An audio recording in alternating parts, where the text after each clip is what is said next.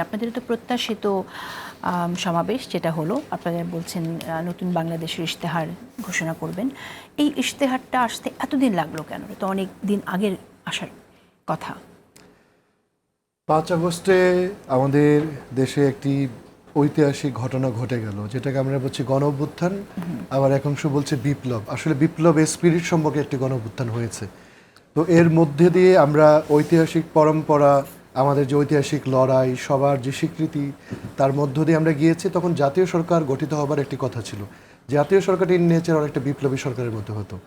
তো বিপ্লব যেমন ব্যাহত হয়, এই গণঅভ্যুত্থান শুরুতে ধাক্কা খেয়েছে। সাংবিধানিক ধারাবাহিকতা কথা বলে জনগণের যে বিপ্লবী স্পিরিট, এর বাইরে গিয়ে একটি রেফারেন্সের ভিত্তিতে একটি সরকার গঠিত হয়েছে।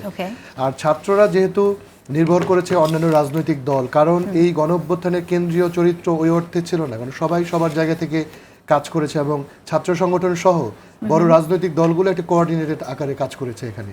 তো ছাত্ররা যেহেতু ছিল এই সমাজের সবচেয়ে নিষ্কলুষ অংশ, এবং ঢাকা বিশ্ববিদ্যালয়ে একজন তরুণ, এবং যদি আমি খুব স্পষ্ট করি, নাহিদ ইসলামের নেতৃত্বে অপরাপর ছাত্র সংগঠনের নেতৃবৃন্দর যারা ছিলেন, যারা সমন্বয়ক পরিচয় ছিলেন এবং যারা একেবারে দলীয় ব্যানারে কাজ করেছেন এবং সবার ঐক্যবদ্ধ চেষ্টায়, কিন্তু আমরা দেখলাম যে এমন একটি সরকার গঠিত হয়েছে, এটি না বিপ্লবী, না হচ্ছে মানে খুব রেগুলার সরকার। আমরা প্রত্যেকেই বলেছি গণঅভ্যুত্থানের সরকার, কিন্তু আমাদের আকাঙ্ক্ষা শুরুতে এটি হোঁচট খেয়েছে। যার দরুন হয়েছে যে আমরা যখন বলেছি জুলাই ঘোষণাপত্রের কথা, তখন দেখলাম যে রাষ্ট্র মানে খুব বেশি নির্বিকার, রাজনৈতিক দলগুলো থেকে রেসপন্স পাচ্ছি না। আমরা যখন জুলাই সনদের জন্য বারংবার বলেছি, জুলাই সনদ হচ্ছে, এটা অনেকটা আলংকারিক, এটা মেমোরেন্ডাম অফ আন্ডারস্ট্যান্ডিং এর মতো। তো তার ভিত্তিতে ভবিষ্যৎ রাজনৈতিক দলগুলো যখন পার্লামেন্টে যাবে ক্ষমতা নিয়ে, তাদেরকে এটি করতে হবে। এবং আমরা যে আজকে যেই ইশতেহার দিলাম, এটা যদি আরো পূর্বে হতো আমরা এটা প্রোক্লামেশনই বলতাম। ছাত্র জনতা একসাথে দাঁড়িয়ে শহীদ পরিবার এবং যারা আহত পঙ্গু ছিলেন তাদেরকে নিয়ে একটা প্রোক্লামেশনের ঘোষণা দিতে পারতেন। সেই প্রোক্লামেশনের ভিত্তিতে একটা বিপ্লবী সরকারও গঠিত করতে পারতো। তো আপনি যে প্রশ্নটা করেছেন, অনেক বেশি দেরিতে হলেও আজকে নাহিদ ইসলাম যে 24 দফার ঘোষণা দিয়েছেন ইশতেহার, এটি যতটা না জাতীয় নাগরিক পার্টির ইশতেহার, ততটাই হচ্ছে তরুণদের, আগামীর প্রজন্মের রাজনীতি, এই নতুন বাংলাদেশ দ্বিতীয় প্রজাতন্ত্রের রাজনীতির ইশতেহার। এই ইশতেহার অন্যান্য দল থেকেও আসতে পারে। তো অনেক দেরিতে হলেও ভালো যে আমরা যে আকাঙ্ক্ষিত মানুষের যে একটা গাইডিং স্টার, মানে আমার প্রশ্নটি ছিল আসলে দেরিটা কেন হলো? এটা কি মানুষের আকাঙ্ক্ষা বুঝতে আপনাদের সময় লেগেছে সেজন্য, নাকি অন্য কোনো কারণে? দেখুন, এই আমরা কিন্তু শুরু থেকেই প্রোক্লামেশনের কথা বলেছি, তারপর ঘোষণাপত্রের কথা বলেছি।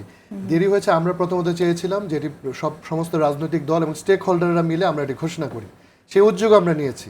তারপরে নানা দলে নানা ধরনের ভিন্ন ভিন্ন মত ছিল, এবং যখন সরকারের উপর সরকার কিন্তু একটু দায়িত্ব নিয়েছিলেন, ঘোষণাপত্রের একটা উদ্যোগ আপনারা একবার নিয়েছিলেন, যেটা সরকার এখন 5 তারিখে ঘোষণা করতে যাচ্ছে। কিন্তু আজকে যে ইশতেহার আপনারা উপস্থাপন করলেন, এটা তো ঘোষণাপত্র না। এই ইশতেহারটাকে তো আমরা দলীয় ইশতেহার বলতে পারি নাকি? তরুণদের নতুন রাজনীতির ইশতেহার বা এনসিপির ইশতেহার, আপনি বা যে তরুণরা আপনাদের সমর্থক, হ্যাঁ সেটাই রাইট। তো এই ইশতেহারটা আসতে ঠিক আছে, সমাজে কোনো কারণে লাগলো, আপনি হয়তো এটা বলতে চাইছেন না। আমি উত্তরটা দিয়ে দিচ্ছি। ওই জন্য দেখুন, আমাদের দল গঠিত হয়েছে, আমরা কয়েক মাস মাত্র পেরিয়েছি। আমাদের দলের ঘোষণা যেদিন হয়েছে, আমরা কিন্তু একটা মোটা দাগে একটা ভবিষ্যতের কথা বলেছি, আমাদের নীতি কি হতে পারে, রাষ্ট্র পরিচালনা, আমরা এই দেশের ঐতিহাসিক লড়াইকে কিভাবে দেখি।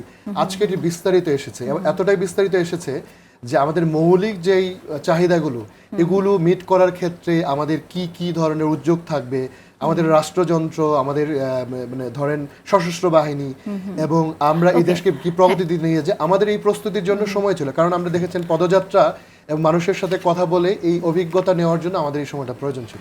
আচ্ছা, ঠিক আছে, আমি একটু জানতে চাই যে আপনারা কি আপনাকে স্যাটিসফাইড কিনা? আপনাদের যে সমাবেশটা হলো, এটা দেখে কোনো অপূর্ণতা আছে বলে মনে হয়? আমরা দেখেছি খুব স্বতঃস্ফূর্তভাবে ঢাকার মানুষ এবং দূরবর্তী মানুষ, আমাদের নেতাকর্মীরা এখানে এসেছেন, এবং আমাদের যে শহীদ মিনারের ধারণ ক্ষমতা সেখানে পরিপূর্ণ ছিল, এবং এই মানে স্বতঃস্ফূর্ত একটা অংশগ্রহণের মধ্য দিয়ে আমরা কিন্তু আজকে এই ঘোষণাপত্রটি আমাদের নাহিদ ইসলাম ঘোষণা করেছেন। তো আমরা মনে করছি যে বার্তাটি সেটি অত্যন্ত গুরুত্বপূর্ণ, গণমাধ্যমের মধ্য দিয়ে এবং উপস্থিত জনতার মধ্য দিয়ে এটি সব জায়গায় পৌঁছাবে। আমরা লক্ষ্য করেছি যে এটা যেহেতু আপনাদের অনেক কাঙ্ক্ষিত একটি সমাবেশ, সেই জায়গা থেকে জনসমাবেশ তো আরও বেশি হওয়ার প্রত্যাশা সাধারণ মানুষের ছিল, যেহেতু আপনাদের এত দিন ধরে সারা বাংলাদেশ ঘুরে এসেই অনুষ্ঠানটা করছেন, নিশ্চয়ই আপনাদের যোগাযোগের ব্যাপ্তি আরও বেড়েছে, সেই জায়গা থেকে তো আপনাদের কর্মী সমর্থকরা আরও আসবে। কিন্তু সেরকম আমরা উপস্থিতি জনসমাবেশে আমরা সেই মানুষের উপস্থিতি দেখলাম না। এটা আপনার ব্যাখ্যাটা কি, আপনার লক্ষ্য করেছেন কিনা? জনসমাবেশের যে ধারণাটা, যে লক্ষ লক্ষ মানুষ, অনেক বেশি লোক জড়ো করা এবং জনভোগান্তি, এর বিপরীতে আমি কোনো কৌশলগত উত্তর দিচ্ছি না। আমরা চেয়েছি স্বতঃস্ফূর্ত অংশগ্রহণ। আমরা আমাদের নেতাকর্মীদের বলেছি, তারা নিজ উদ্যোগে এসেছেন।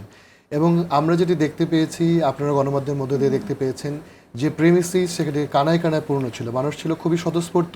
তবে আমরা যদি সারা দেশের নেতাকর্মীদের আমরা এখানে আসতে বলতাম, যারা আমাদের পদযাত্রায় উপস্থিত হয়েছেন, আমরা যদি সেই উদ্যোগ নিতাম, এটা বড় একটা আর্থিক প্রস্তুতির ব্যাপার।